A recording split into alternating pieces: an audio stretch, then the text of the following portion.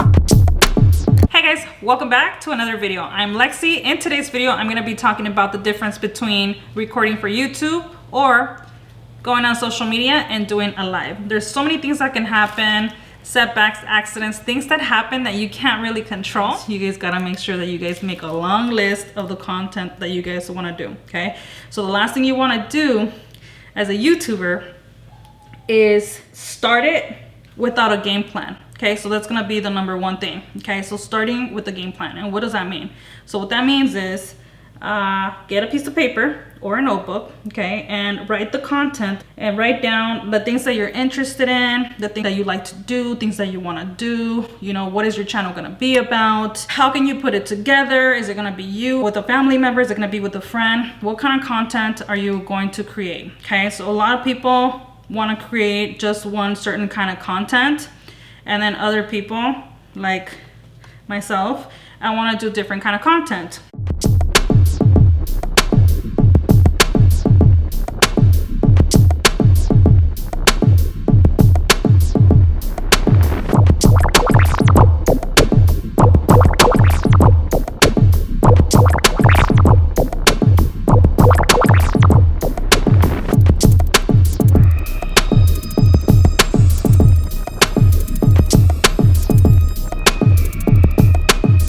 You're doing a live and something happens that you can't control, what do?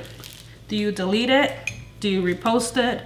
Do you start all over again? Like in that feeling that we start getting and feeling that rush. Just because you have people that are watching on the other side of the screen. So you start feeling that rush, but how are you gonna handle it, right? If I'm recording for YouTube, I can record the whole thing. I can record 3, 4, 5, 6 hours. I can just take my time, upload it in my program, look at the lighting, look at the content, listen to it over and over and over and over again to the point where your head is just pounding of watching the same content over and over again. And then you start cutting clips and then you start putting them together. And then you start adding the fancy things like the transitions and the music. Ready? So now I'm gonna talk about the negatives. These are the mistakes that we do when we're recording or we're newbies or somebody washes their hands. Oh my God, and this one, guys, somebody flushes the toilet. Okay, somebody flushes the toilet.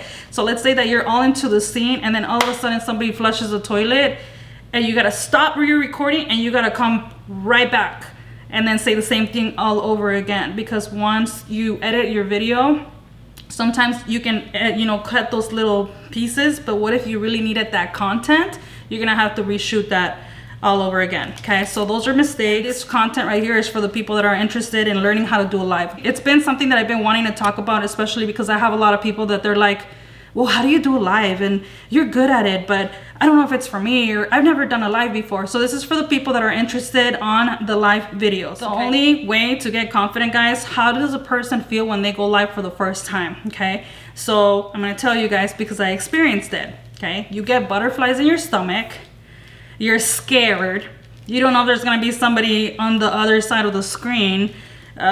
You say a lot of ums all the time and you can't go back and delete it or take it off your content. It just is, okay? But I promise you guys that the more that you guys do it, the better that you're gonna get at it. And that brings us back to today's video on things that happen or things that happen in your daily life. And for me, if things happen, now I know that I gotta get all the equipment ready. So I had the camera ready, the lights ready, the microphone ready, the announcement before going live, which is also very important for those people that want to have a channel on Facebook. It's very important that you guys tell your crowd the time that you guys are going to go live, because if you don't communicate that and you don't tell them that, then they don't know what time you're going to be live. So make sure that you have like the list of the content that you're going to talk about, and then have times so people make time for it. And then come back to your Facebook and then post it and say, hey, today I'm gonna be doing this and I'm gonna be talking about this, and watch me live at this time. And if you guys have more than one Facebook, then let them know I will be, in this Facebook or in this business page, or what have you. But it's very important for you guys to tell your viewers, because people are like laying down in bed and they're just like, like scrolling. But guess what? they're gonna make that time when they have the time. Like, what if you're creating a live when they're working, or what if you're creating a live when they're in school? Like, they're not gonna watch it. But if you just let them know, at least they know ahead of time, and if they're really interested in your content, they're gonna make the time for it, or they're just gonna watch. It's called a replay. Okay, so that's also the neat thing about live, is that people can go back to it. So if you start doing lives, everybody's gonna be scared, everybody's gonna be nervous, everybody's gonna like tell their friends about it, tell your friends about it, okay, so they know. But there's also those friends that want to see, instead of wanting to see you succeed, there's those people that want to see you fail. So they're not gonna follow it, and they're not gonna follow you, and they're not gonna care if you're gonna have a channel or you're not gonna have a channel.